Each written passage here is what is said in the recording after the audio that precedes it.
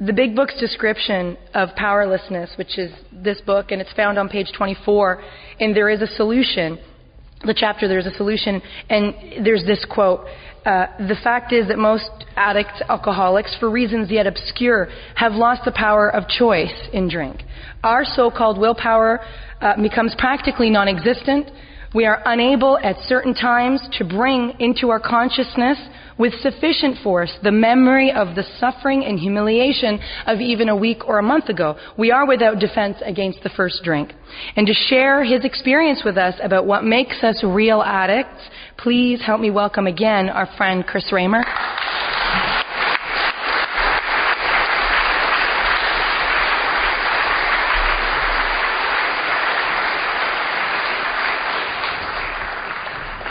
Welcome, welcome. Can y'all hear me? Yeah. That sounds pretty good. I better stay away from that. That's probably what's... My name's Chris Raymer. I'm a very grateful, recovered addict, alcoholic. I'm just blown away. I got to tell you, thanks for letting me come up here and do this. The cats on the committee, I mean, they've been so good. This has been planned for years, literally, guys, because I'm booked out a long way. And these guys, they took that to heart, and they planned this stuff, and they got my flights and stuff arranged, so I don't have to fly in a cattle car. And they were the best. Put me up in a hotel. Listen, I'm in a hotel downtown Toronto, right around the corner from the Zanzibar.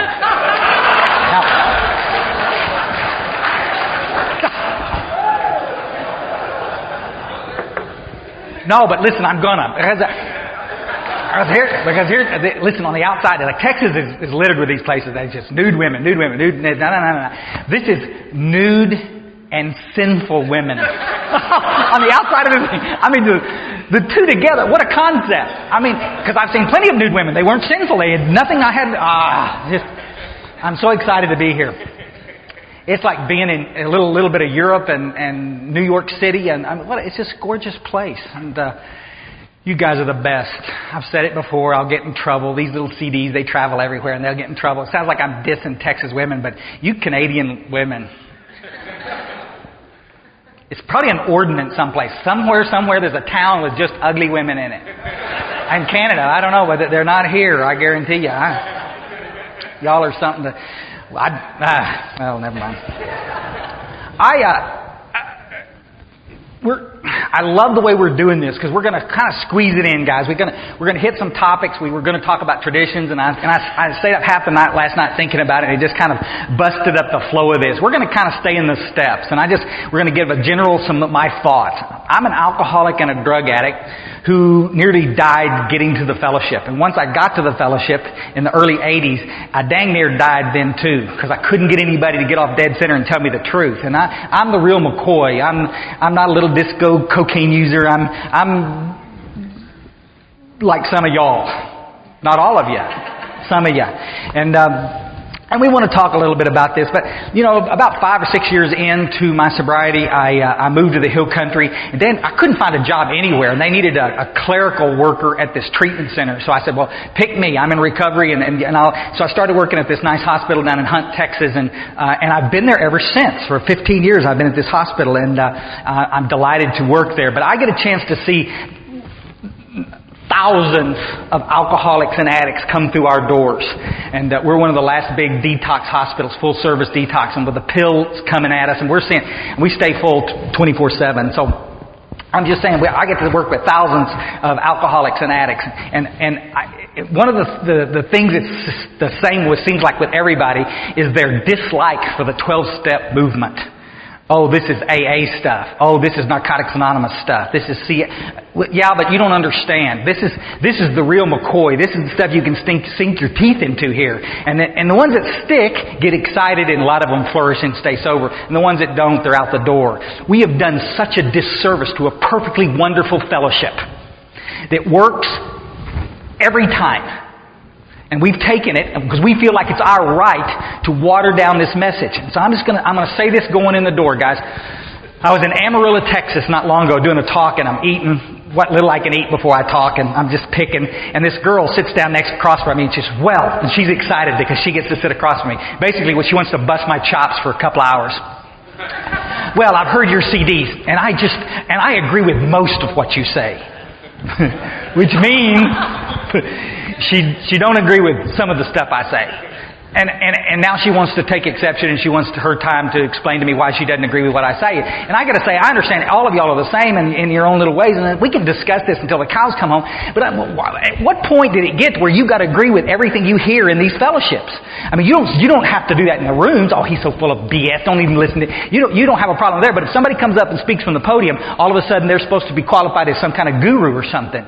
Guys, you're not going to agree with everything I say. You're just not. It's okay. I'm coming out of the big book of Alcoholics Anonymous. I'm coming out of the literature. I'm coming out of 20 years of experience. And it may not jive with your experience. Y'all follow? But sooner or later, we've all got to get on the same page. I was at a meeting. We have a little group, Ingram Solution Group, and we have AA groups and CA groups that meet there. Conscious Contact, our little CA group, meets there and at this same place, and it's called the Outpost. This club, how Texas is this? I mean, we're lucky to have indoor plumbing at this place. I mean, but it's like. It's a little thumper conclave. There's dozens of other groups in the area down in the hills there, but all the little thumpers end up coming over there because they're not going to catch any raft of anything from anybody. They're going to be okay. Walking in with a big book sometime in some of the groups we go to, it's like heresy. They're going to, there's groups in Dallas, they'll ask you to leave your excuse me, is that a big book? Well, yeah, you can't bring that in here. Literally. They don't want you to bring books in the meetings. We're here to share from your heart, not from the literature. I said, So, we want to kill some more people. Is that what you're telling me? Okay.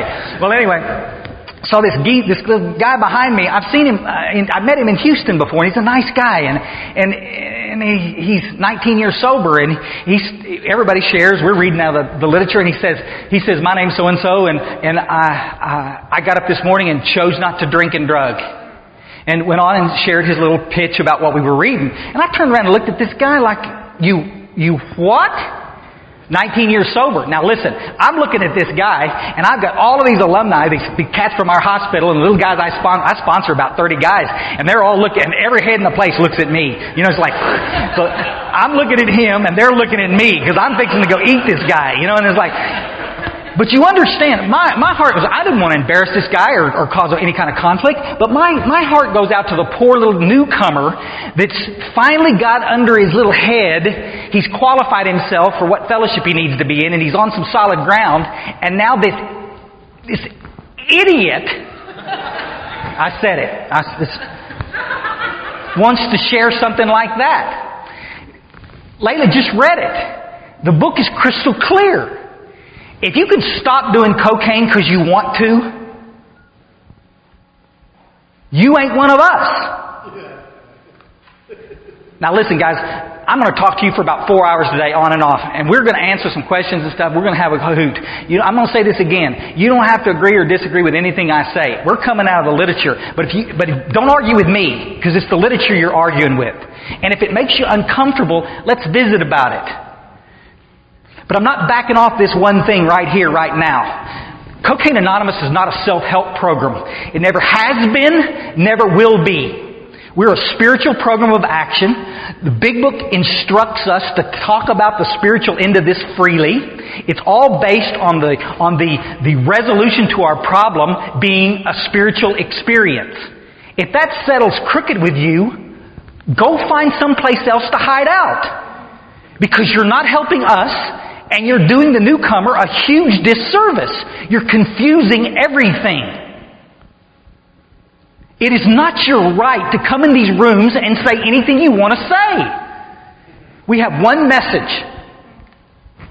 Y'all with? This is as controversial as it's going to get, guys. I love you, and I don't want to piss anybody off, but you got to get straight with this. If this business of the end result being a spiritual experience sticks in your craw, you need to either sit and learn something today or go away.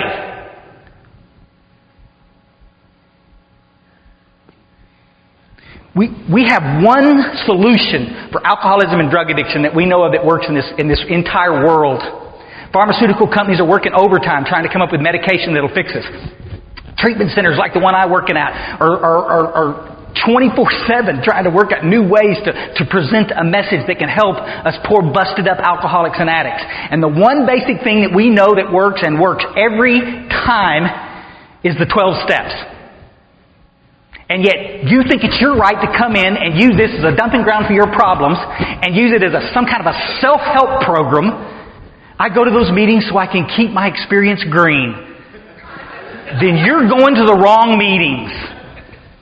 Because if all you're doing is going into meetings talking about cocaine, you're in the wrong meeting. I'm telling you. No wonder you feel like you're coming out of your skin. I don't go to those meetings. I go to literature-based meetings where we sit and talk about the power of God and we watch people grow up and get well around us. And that's what this is about. Let me hit this on something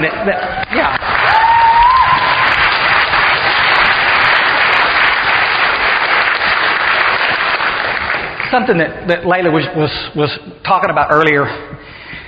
How can I put this?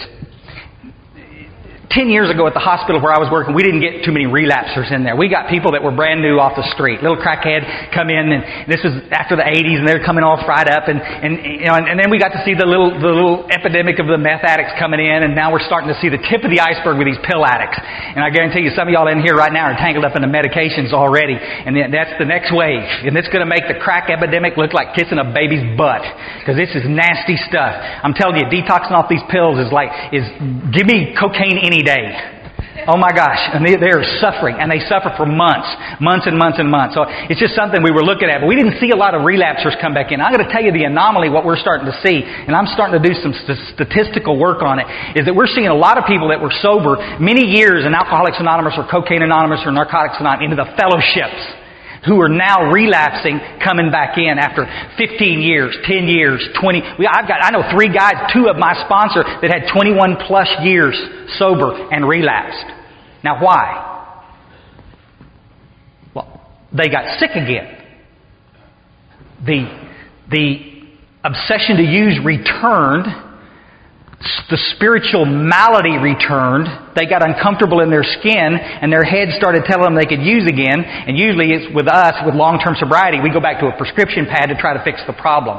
What we're trying to treat here is not drug addiction. We're trying to treat this untreated internal condition that is drug addiction. Everybody thinks that alcohol and drug addiction is about the alcohol and drugs. It's not. And that's what I want to talk about for the short time I've got with you in this deal about powerlessness is. One of the problems that we have is that we're not qualifying the newcomer. Why do we see so many? We were talking at breakfast about it. Why do we see so many people sitting in Cocaine Anonymous uncomfortable in their skins? Oh, I hear people all the time in my meeting. Oh, that's just cocaine. It's different than alcohol. That's rubbish. That's not true. We have the same problems in all of the fellowships across the board.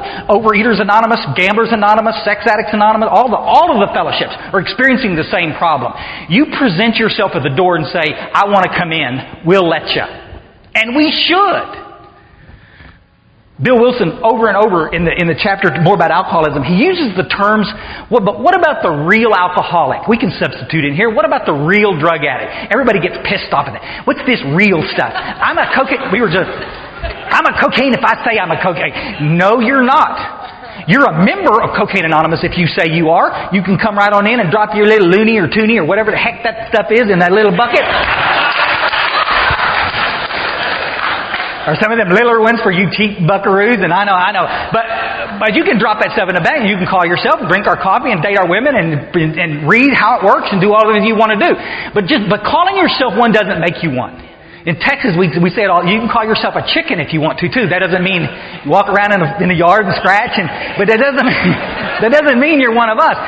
In order to be diagnosed with alcoholism and drug addiction, you've got to have certain characteristics. And in treatment, we have this big fight. I was talking to Mike, my buddy from wherever the hell he's from, here in Canada someplace, but he works in a treatment center industry, and I've known him for years. But he has the same problem in his facility as we have at ours. It's qualifying. Because everybody's idea of what an alcoholic and an addict is different. And it's not. The big book describes it quite clearly. And guys, we're going to run over it real quick. But I got to tell you, buddy, I'm around all day. If any of you guys want to get together and write this stuff down and jot some notes so you can qualify. A lot of you guys are working with people in sponsorship situations that the reason there's such a pain in the butt to work with is that they haven't figured out what they are yet. Let me give you a little history. Some of y'all will nod off to sleep. This is going to be 5-minute history. Unless I see you squirming too much, and then it's going to be a 10-minute history. In 1971, one of our great presidents, We have had so few. I catch so much trouble for these CDs. You're bad-mouthing America. I'm bad-mouthing our leadership. It freaks me out sometimes that y'all even let us come into your country. We had a President Nixon in 1971, on his way out the door, one of the last things he did was sign a piece of legislation in our country that allowed, basically what it did is it did away with a thing called a piece of paper called a certificate of need, which allowed anybody and everybody. He understood that alcoholism and drug addiction was a disease. He had some faults, but he understood that. And he knew that treatment was the answer. And so what he did was he signed in this legislation called the Hughes Act, which allowed us to open a treatment center on every corner we wanted to. They were like Timmy Hortons all over. I wish we could trade you now. You know. I said, what do you like best about Canada? Timmy Hortons. Okay, that's the best. But so anyway, all these insurance companies started opening up, and people started coming into these insurance these treatment centers. But the insurance companies got involved, and they started paying like slot machines. They said, "Damn, we're going to get rich here." And so everybody's insurance policies, even the worst insurance policies, they had a little rider on the butt end of them saying, "And if you need treatment, we'll pay for that too." Now this wasn't cheap treatment, $10,000 stuff. This was average treatment stay in the 70s and 80s was about approximately $40,000. And it would go up from there. If you had any other kind of disorder or maybe more than one illnesses, you follow, they'd watch you in the cafeteria and you had 2 pieces of pie. We have an eating disorder here, and it's like, you sit next to a good-looking girl. I saw you sitting with her earlier. Oh, we have a sex addict here. And every time. But the insurance companies were just going, okay, we said we'd do this, so we're going to do this. And buddy, they were paying for it. That's another 30 days. That's another 30 days. That's another 30 days. And he's like, what the heck? I can't do anything. And so the pendulum swings back the other way. The insurance companies, after paying billions of dollars of these claims, because we were out there, the industry got crazy. We were out there on the streets dragging heroin addicts in. Well, I don't know if I want to get sober. That's okay, buddy. Come on, let's go. Yeah, we're going to give you some food and we're going to give you a nice place to stay out. It's cold out here, isn't it? Come on in here. Let's go. And we get you signed up and you're going to go, because the little knucklehead's going to go back in 30 days. We're going to wait 30 days and go get him again. Remember that? Look, come on, let's go. And we were doing it. We abused the system. There was a lot of people went to jail for that kind of stuff. But what happened was the insurance company said, screw this, we're not going to do this anymore. And they stopped paying. But the damage was done. What happened was, the point I'm getting at, is that we had a lot of people come into our fellowship, all of our fellowships, that didn't need to be here.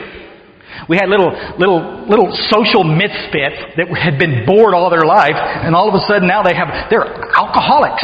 They've never had a problem with alcohol to speak of. They've never had a problem with drugs. You with us? But they walk in the rooms and they get come on, give me a hug. Hey, hug. I just love to hug. Oh my God. And now we've got them for life, because that's all they're here for. The coffee, the women, the hugs. Oh, I love the fellowship, but they don't have to work the 12 steps to stay sober. And they're the ones that are pissing and moaning out there and wanting to say that you can say anything you want. Alcoholics Anonymous, about the same time, about in the early 70s, they got on board with this treatment center crap. They got completely on board. They started producing literature that watered the message down. Y'all know that Living Sober book? Do they allow that in Canada? If you've got it, open the garbage, hold your nose like this and drop it into the piece like that, because it's a piece of crap. You were probably given it in your treatment center. Oh my gosh. Oh my gosh, if you want to stay sober, don't get too hungry, angry, lonely, tired. But listen, this is Alcoholics Anonymous doing this. Everybody wants to knock the treatment centers for watering down the message. Our own fellowship allowed that to happen. It was an article in the Grapevine that started this great influx of things called open discussion meetings. Oh my gosh. Before that, what we had was literature-based meetings and stories. We'd get up and I want to hear your story and how you got well, and then we're going to talk about the steps. Not anymore. We're going to do open discussion meetings. Come, talk about your day like I'm interested. You know what I'm saying? Guys, I want to get to know Kate. I want to know everything about her. What a wonderful woman. But you know what I'm saying? On a daily basis, we can be friends and we can talk everywhere else. But if every hour that I got to go to a meeting, I got to listen to her story again, after a while, it's like, come on, let's give it a break here. Let's talk about, you know what I'm saying? And that's why people are leaving our fellowships by the thousands. The only people that gravitate to those open discussion meetings, I just love hearing about people's lives. You're a loser. I'm going to say it from the podium. You're a loser. Are you kidding me? Because the kind of power that, I'm telling you, the kind of power that Layla and I were talking about is not the kind of power that Buddy, I'm talking about sitting in a meeting and looking at a little somebody that you sponsored for a few weeks, and all of a sudden the light's on in their face, and they're standing up for themselves, and you can see you can see the life changing right before your eyes. I'm going to tell you, that's what we need to be talking about. Where are we going to go carry the message of hope back to again? Man. We're going to sit here and listen to somebody. Well, I got so crazy this morning, irritable. I was pulling on that weed eater and pulling on that weed eater, and I'm pulling on that weed eater, and I can't get it to work. Oh my God. You got people in this room that are dying of the obsession to go smoke crack cocaine, but we're going to talk about your freaking weed eater for an hour? And somebody's sitting in here right now, well, what's wrong with that? He should be able to talk about that. He might smoke crack cocaine if he doesn't talk about that. He's going to smoke anyway.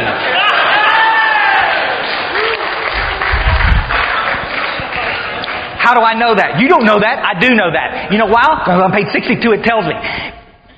62. You little note takers, I love it. Little bit. Gabe's back over the...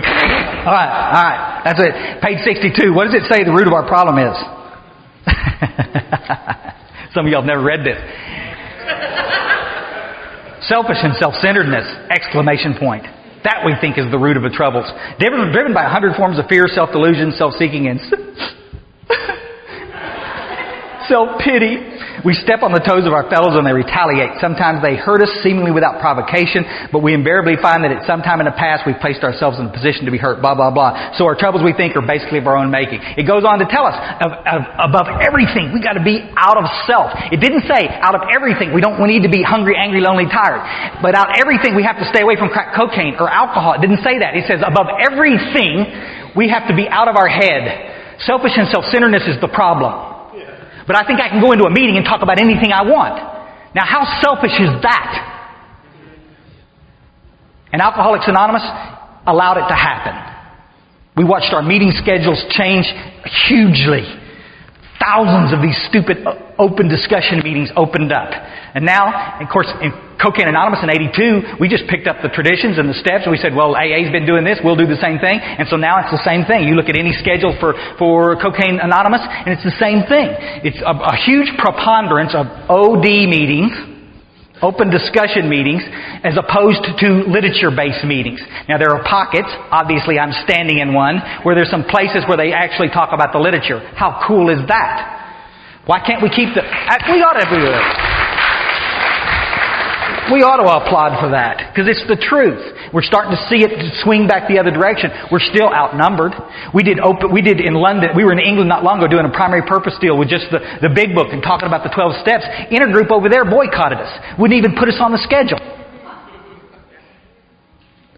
I'm so sick and tired of organizations like intergroups telling us what we can do at the group level.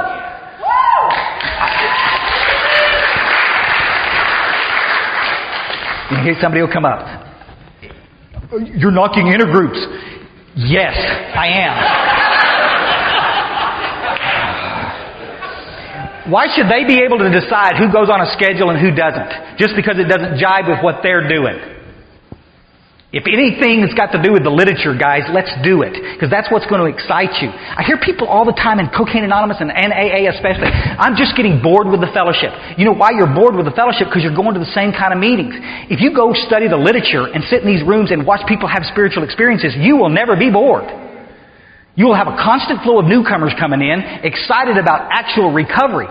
Guys, lack of power is the dilemma. This is what the book talks about on page 45. Lack of power, that's the dilemma. How are we going to get some power? Well, that's what this book is about. That's what the 12 steps are about. You're not going to get the power by just coming into a meeting talking about the divorce one more time. Don't misquote me. People, they constantly doing that. Like Chris Raymer says, we can't talk about our problems. I've never said that. I just said you can't do it in my meeting. No, it's different. What's wrong with coming before the meeting? Let's go to the coffee shop and talk about our day. I got a bunch of sponsees. Non-stop we talk about our problem. You with us? Stay after the meeting. Well, I don't have time. Oh, great. You might want to make time. I don't know. But we're not a dumping ground for your problems in our meetings. And unless we as a fellowship gets hip to this, we're going to be in trouble. There's the program and there's the fellowship, folks. And we've completely laid the program aside. The program is what's in the book. We've completely laid that aside. For 7 years, I'm in and out of Alcoholics Anonymous, and I don't even own a big book for 7 years. Oh, don't worry about the literature. Don't worry about the book. Just come to meetings, because after all, meeting makers make it.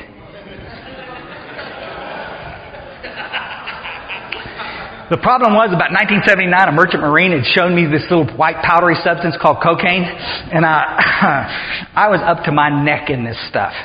And going to a meeting was not going to fix the problem. It freaks me out that the cats in Cocaine Anonymous can't see this. Treatment Center said it's all the same thing. Alcohol is the same as drugs. No, it's not. Are you nuts? What's the same? I know the solution's going to be the same. We're never going to get around to talking about that. But the rest of it, it's all different. The terminology's different. One's legal, one's illegal. The physiological changes are different. Y'all understand it? The addictive qualities are different. The psychological impairment stuff downstream are different. What it does to your pee-pee is different. I got to check the time. I've said this from a million podiums. If you think it's all the same, sit down and do a fist step with an alcoholic, and then the next day do a fist step with a crack addict. You did what? With what? Oh my. Everybody just, y'all follow? But it's all the same. It's all the same. This brings me to the point where I'm going with this little piece here, is the time it takes to work the steps. Even in Alcoholics Anonymous, we've watered the message down so much. This idea of taking your time to work the steps has got to be smashed. I guess if I've accomplished nothing in this room, we need to do this now. That stuff nearly killed me in Alcoholics Anonymous. And I guarantee if there's anybody in Cocaine Anonymous or Crystal Meth Anonymous telling people to take their time to work the steps, you need to shut up. Because when that person dies, I'm going to get in your face about it. I can't stop using. That's what qualifies me for this fellowship. I can't because of you or Mom or the court or her or the job or my health. For there's no reason I can't stop. So you need a spiritual experience. So we work the 12 steps. That's what brings on the spiritual experience. But some well-meaning puke leans over and tells the little newcomer, easy does it. He takes the line out of context and tells the newcomer to slow down. Let me tell you guys, this is what treatment centers did for us.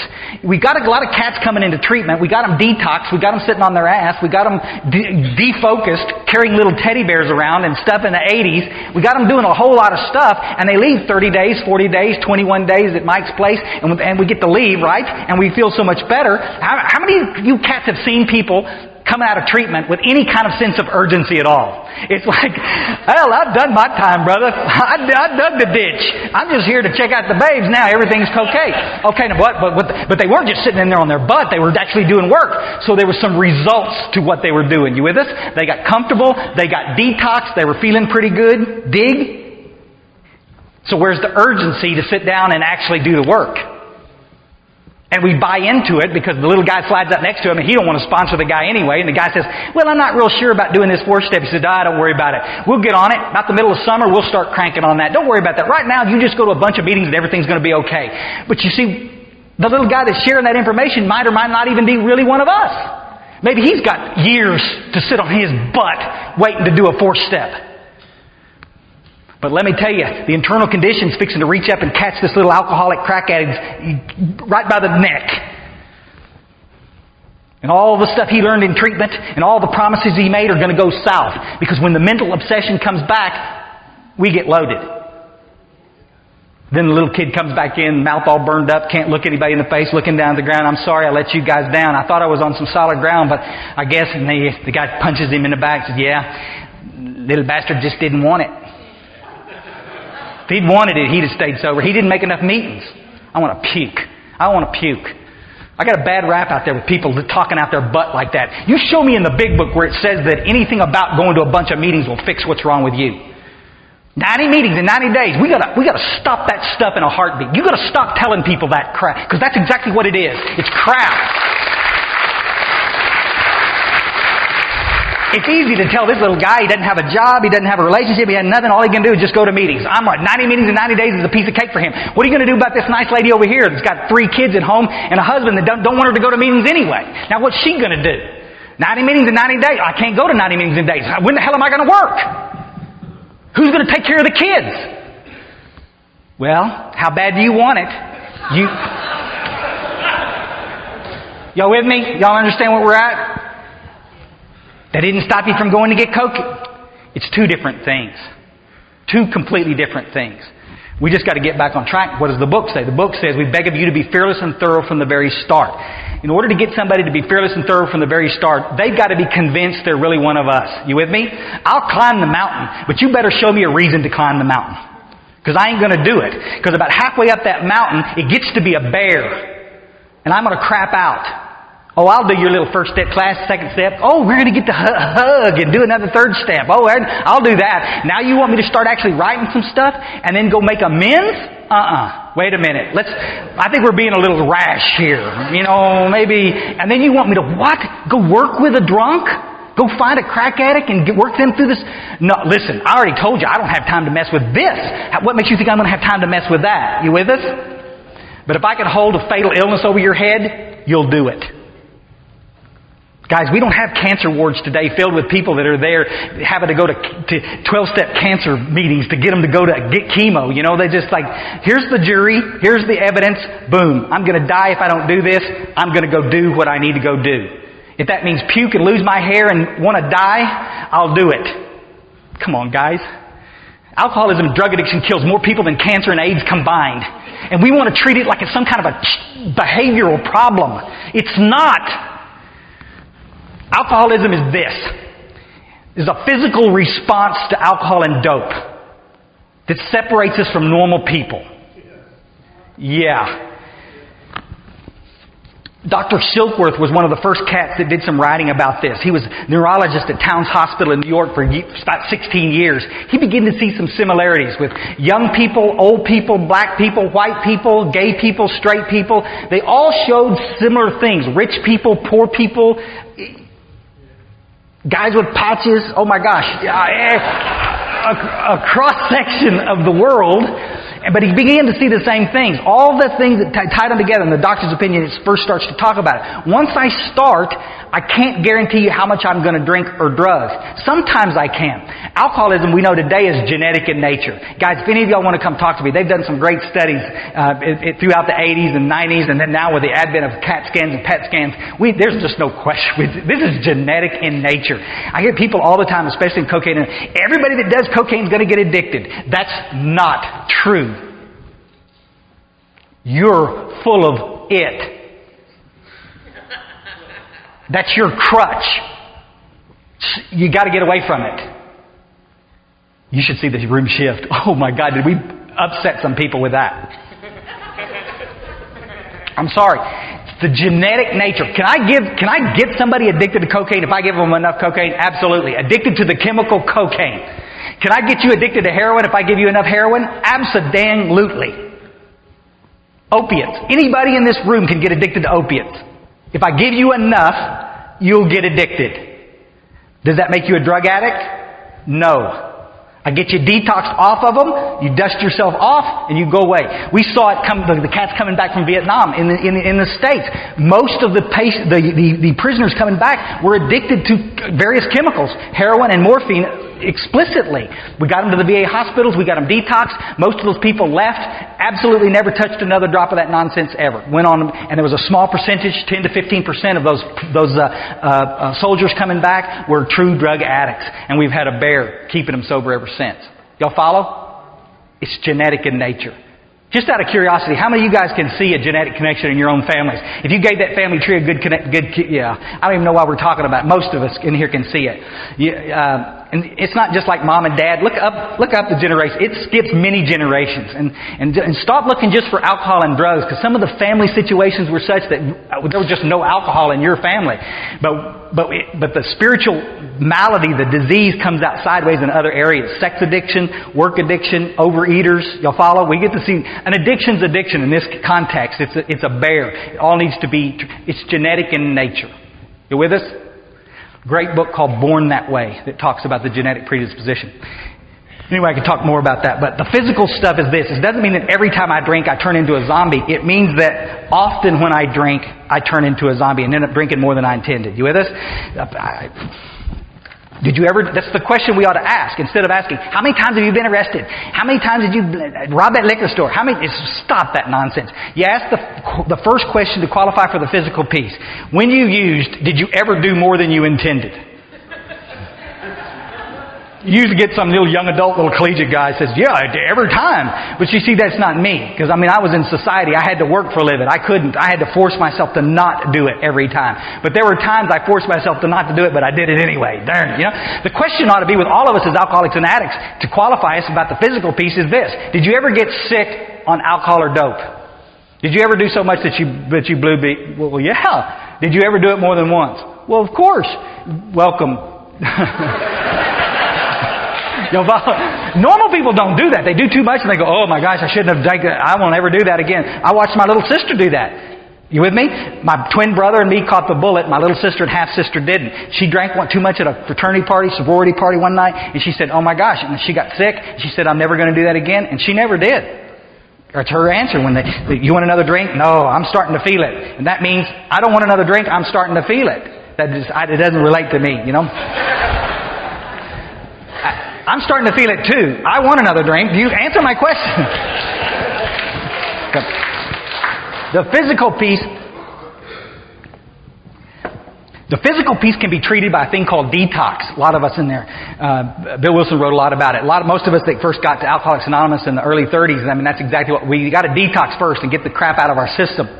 Once we get it out of our system, though, why can't we stay in that spot of sobriety? The problem is not getting dry. The problem is staying dry. You with us?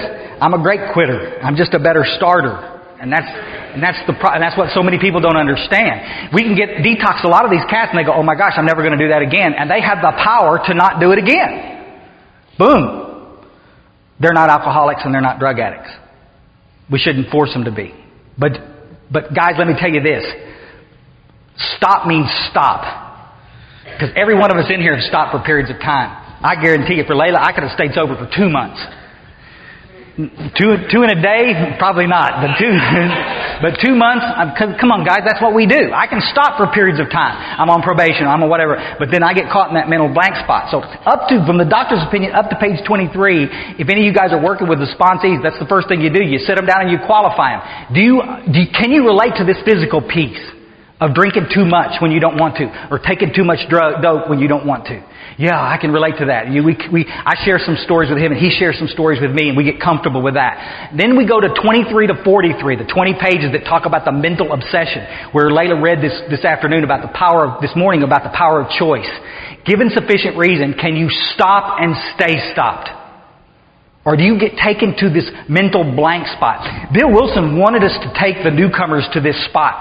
In the chapter to the wives in the back of the book, it says 2 places to take them to that chapter where she was reading. Show them again the chapter about alcoholism, so we can look at this mental insanity. If I can stop because you put enough legal pressure on me, then I'm not an alcoholic or a drug addict. What's your truth based on your experience? In the United States, we just lock them up by the thousands, by the millions. Y'all follow? They get out and they just start using again. Or they use while they're in jail. Doesn't that seem a little insane to you? And everybody goes, yeah. But we do it anyway. You follow? Had a friend come back into the hospital for her second visit to the hospital. She'd just been attacked in a dang crack house over in Austin. And she comes back in and she gets to stay for a couple of weeks, and we get her detox, pat her on the butt, and she goes back to Austin and goes back to the same crack house. Not even a different one. Oh my gosh. And you want to try to figure out some kind of behavioral problem that caused this? This woman's insane. It's the problem is we want to water this down so everybody's included, that everybody's a part. You're not. These are the people that are killing us in our programs because they're talking about crap they don't know nothing about. When you use and you know you don't wanna, but you do it anyway, knowing the consequences are coming straight at you and you do it anyway, that's what we're trying to alleviate. That's why I need God. That's why I need the spiritual experience. Ask somebody that's had a first step experience. I got counselors at the hospital say, there's no such thing as a first step experience. Because you've never had one. When you're sitting in a room, when you're sitting in a room across from somebody who's explaining this to you and all of a sudden it starts to creep in. Listen, guys, I'm in Alcoholics Anonymous for 7 years and I've never had a first step experience.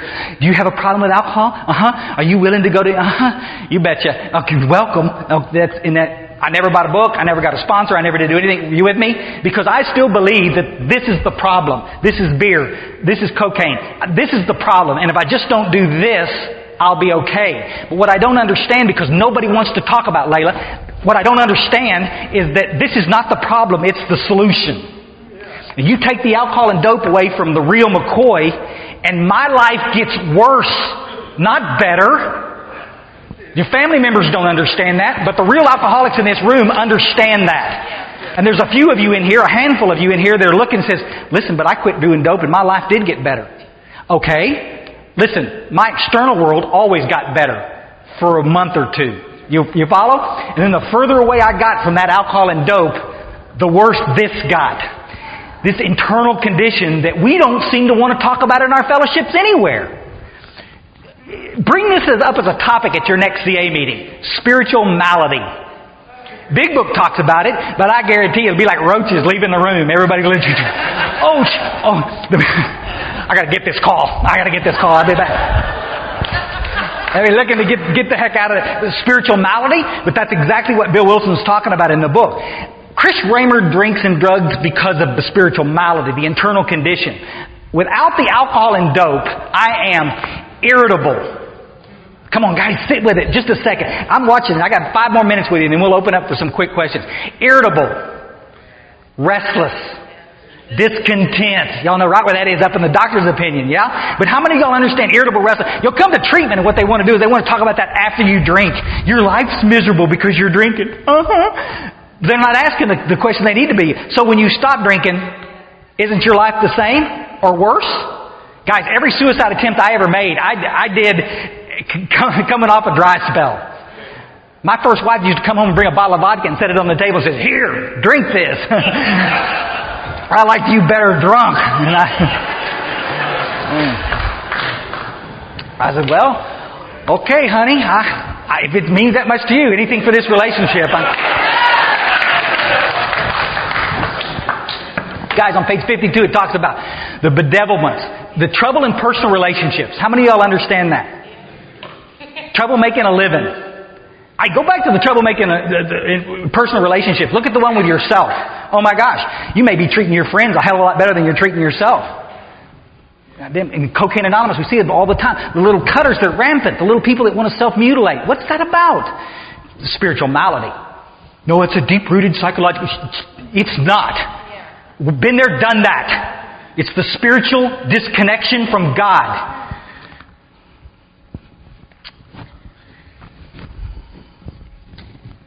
I'm not talking about tattoos. I'm going to get me a tattoo. It's going to be so good. Okay. I just sponsored a little guy. I just started sponsoring a little tattoo artist, and it's going to be good. Well, there happens to be one over there next to the Zanzibar too. Some of y'all will be over there watching from that little camera. No. Trouble in personal relationships. Trouble making a living. Book talks about no sense of direction. How many of y'all understand no sense of direction? We got thousands and millions of people on adult attention deficit disorder medications in the United States. And these little guys were put on those. They don't need them. Most of them don't need them, truly. Most of them, trouble in personal focusing, that's all about the spiritual malady. How about depression? Book says we were prey to misery and depression. How many of y'all understand that one? Number one symptom of untreated alcoholism and drug addiction is depression. How about boredom? Anxiety. Buddy, I got a friend of mine right now going through the anxiety business, and all stems from this same thing. Oh, it's a medical problem. Well, gee whiz now. We haven't had it for 10 years. Now all of a sudden we got it? What's happening now? Do you think because I stopped doing cocaine that my disease stopped progressing? This is why we're having so many people relapse coming back into our fellowship. You think because I stopped drinking that everything's okay. You stop drinking, folks. My friend Danny up in Maine says it better than me. If alcohol and dope's your problem, then detox is as hard as it's going to get. If alcoholism and drug addiction is your problem, it's fixing to get really, really crappy, really, really quick. Then detox is like kissing a baby's butt compared to what your mind is going to ask you to do. Y'all understand that? Guys, we don't have any problem getting people to come to Cocaine Anonymous. We don't have any problem getting people to come to all of our fellowships. We have a problem keeping them, just letting them stay. Because the insanity, when that comes back, I'm irritable, restless, and discontent. I'm 2 weeks away from the alcohol and dope, and all of a sudden my head starts to talk to me. With me, it's classic every time. I'm not going to drink anymore, and I'm damn sure not going to do cocaine because it costs too much, and the no, nothing. And I hear this little voice 2 weeks out, you could probably smoke a joint.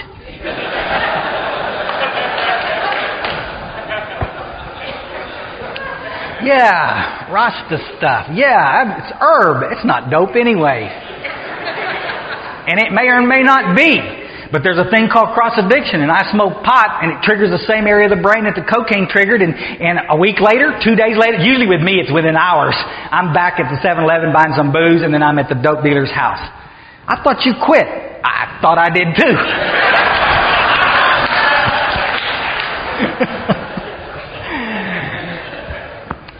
And I did that for 7 years.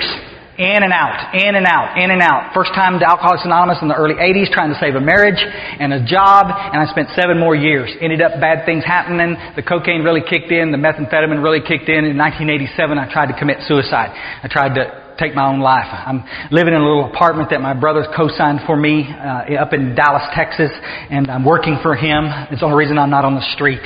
And I picked up another stack of return checks, and I am so done.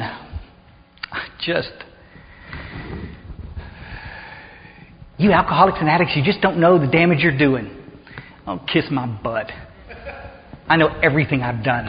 I know every way I've hurt you. You with me?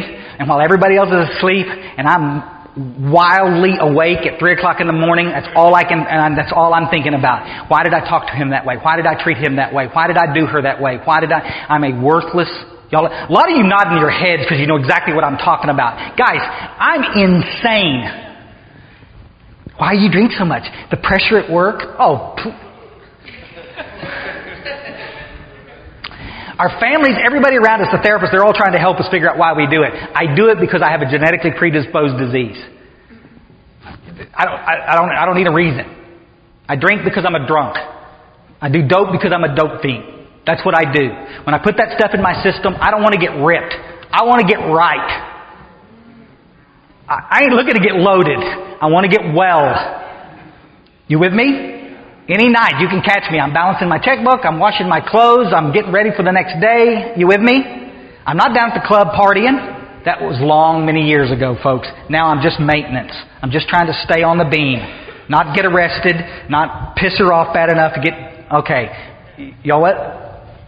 And in 87, I tried to commit suicide because I couldn't. I couldn't not drink. I couldn't not drug. I'll lay the booze down and pick up the dope. I lay the dope down and I pick up the booze. And it always ends up back in the same damn spot. You follow? And yes, I wanted to get well. But I went off the checklist. I've been to church. They just said to believe. We were talking about, I've always believed. I've been to treatment. I got your Gorski crap. In case anybody didn't hear me. I got your Gorski crap. Again, guys, this is not a self-help program. If I could have helped myself in 1976 instead of eating out of that dumpster, I'd have done something different. So would have you. So I took the medication, sat on the side of the bed, and heard a voice that said, "Don't do this, go back to AA." Don't know what it was. Could have been the ferrets. Could have been the person next door. Don't know. I was sitting on the side of the bed. There was no furniture in the house. My dope dealer had my furniture. I lent my furniture to my dope dealer.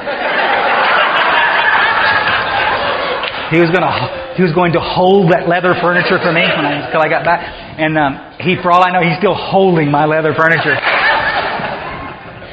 And there's nothing in that house except two little ferrets in a big old cage about the size of this deal right here. And I'm looking, nothing under the bed, nothing. I heard a voice.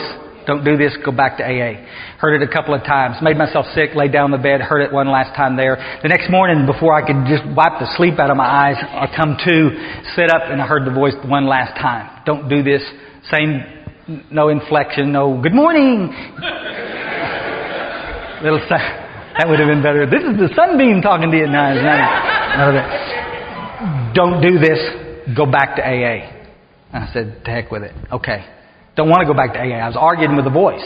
Why? What are they going to show me in Alcoholics Anonymous this time? And this time I went back and they did some things different with me. We're going to talk about a little bit more of that. But they opened the book and they qualified me the first time. And I knew I was an alcoholic and I knew I was a drug addict, and any fellowship I wanted to belong to, I could participate in. But the first time, though, I didn't have to question what I was. I knew that I was dying of a fatal progressive illness because men and women loved me enough to tell me the truth. Cool?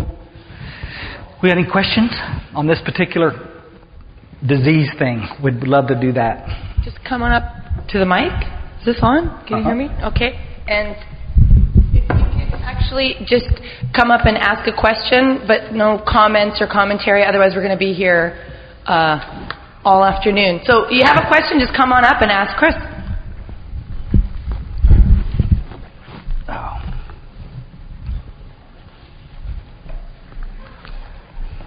Yeah, Chris, thanks for lack of power was our dilemma. But let's hear about the step 3 prayer. Can you get a chance, please? Yeah. Offer yourself to thee. Thank you. Next hour, we're going right there. Any other questions? I either did a masterful job explaining the problem, or you all need to go to the bathroom really, really bad. I suspect the latter. Go get them, brother.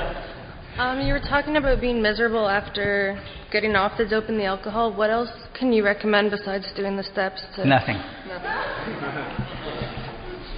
Nothing. That was not the answer she wanted to hear.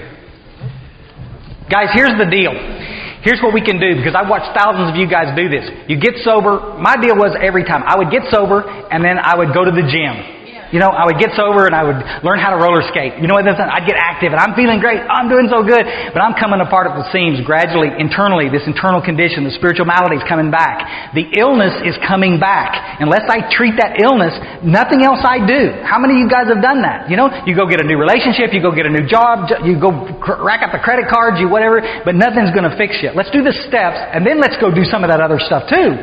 But that's what you got to do. Hey, how's it going? I was just wondering, I'm an alcoholic addict, and every time I drink, it makes me crave crack cocaine. So is that like... Welcome to Alcoholics Anonymous. I don't know what to tell you. You can... Underneath... We're going to talk about this more this afternoon, but underneath most of you little garden variety, you little purists, I'm not an alcoholic, I'm just a crack monster. I understand that. But once we take the cocaine away, what happens is for most of us, what is that? Oh, a cocktail. All of a sudden we get real thirsty, you know, and all of that. And you'll either become a lush, like I did, you with us, or it will just lead you. I don't like the way this makes me feel, and the craving kicks in, and we go straight back to the cocaine. Either way, here's the question. The second question to the disease deal is, given sufficient reason, can you leave it alone? Knowing that it'll lead you back to the crack cocaine, can you leave it alone? No. That qualifies you for Alcoholics Anonymous. You're as big a drunk as those bums out on the street. That's just welcome. I'm an alcoholic named George. Hi, hey, Chris. George. Much like you got sober, floundered in the fellowship of AA, and someone presented the fact that am I a real alcoholic? And I found myself having to look at that. So for the longest time, I'm sober and clean, and the dry date didn't change, but I'm only a member of the fellowship and wasn't working the program. So now that I'm into the work, I look around and I see a lot of other Georges that are in the fellowship and not in the program. And, well, I'm going to get to it. I'm trying to make the point first. I got you. I'm with you. Are you with me on that? Mm-hmm. So it's rampant. It's very rampant. So now, here I am going to meetings and I'm trying to sponsor people, and I'm trying to be sponsored, and I'm trying to get into the work. And my direct question is I go there and I see a lot of people that aren't alcoholics or addicts. And I really want to say, buddy or gal, let's get back to, are you the real alcoholic? And then I find, in my opinion, that they're not. Right? But they're stuck in that middle of the road solution. And I really want to say, hey, let's look for someone that is real. And I try to lay aside all that kind of stuff, and I'm really troubled over all this because I see the room's full of what I think isn't the real alcoholic. Y'all understand where he's going with this? But all of us are experiencing a lot of the same kind of deal. We've got to get real clear. We're not in a social environment here. I'm not here for I'm going to be your buddy, you're going to be my buddy, and we're going to go together and skip through the tulips. That's not what we're doing. We're sober members of a fellowship that have one job, so the traditions say, which is to carry the message of hope back to the newcomer. And that's all we're going to do, is we're going to carry the message. If the little loser wants to hang around with us, that's fine. But I'm going to make sure that the guys that I sponsor know what's going on, and we know how to spot one when we see it. You follow? If the only reason you're going is to pick up a woman, we can see that. And we're going to talk to the guys and the girls that we work with to make sure that everybody understands that. We are soldiers in a trench, and we're going to talk a lot more about that this afternoon. But you got to start standing for something. Stop worrying about what everybody's thinking about you and start. It doesn't mean you have to be abrasive, but you got to stand for something. Real quick. My name's Rob, and I'm an addict. I just want to know on the newcomer or someone dealing with them, what overwhelming with the information versus what they can take in. Mm-hmm. Just wondering your opinion. And again, did y'all hear the question? He's talking about being overwhelmed as a newcomer with a lot of information. Here's what we don't do. We don't drop them in here and lecture to them. And we're going to talk about that some this afternoon when we talk about working with others. But what I'm going to end up doing with a new guy is I'm going to use something called discernment. I'm going to watch and see how far are you detoxed. This little guy comes in and you can just see by knowing. I mean, he's getting confused at the coffee bar, for God's sakes. So I'm not going to spend a bunch of time talking to him about, hey, let's talk about the concepts. How about you come and sit down and get a cup of coffee? No. There's plenty of time for that. But it's like triage when they first get here. I got them. Now let's keep them here. So first thing I'm going to do is I'm going to qualify them. Do you really need to be here? Well, I'll drink, and then I'm going to qualify them. Let's talk about the physical allergy and the mental obsession. And you can see it on their face. They get so comfortable. They go, oh shit, I didn't know. Absolutely. And then we talk about the spiritual malady. Even the most little fried pie can understand that. I got a book. Show them where the book is. Maybe see if they want a copy of that. You with us? That's perfect question. You can't jam everybody the same way. Some of these guys are rockets. They come in, they're ready. Some of them, but nobody am I going to wait too damn long to do that with. I'm just not. If you're not ready to stay, that's it. Thanks, Chris. I'm a recovered cocaine addict. I'm a big book sponsor, and it's nice to have somebody openly make that distinction about a real drug addict and a real alcoholic, because we've been saying that for years, and people look at us like we have three heads. Mm-hmm. They're like, what do you mean? You're trying to separate yourself from us. Oh, you've got terminal uniqueness. They look at us like this. I know the difference. I've had that step one experience you're talking about where I knew I was fucked. Mm-hmm. Completely done, I didn't have any other option.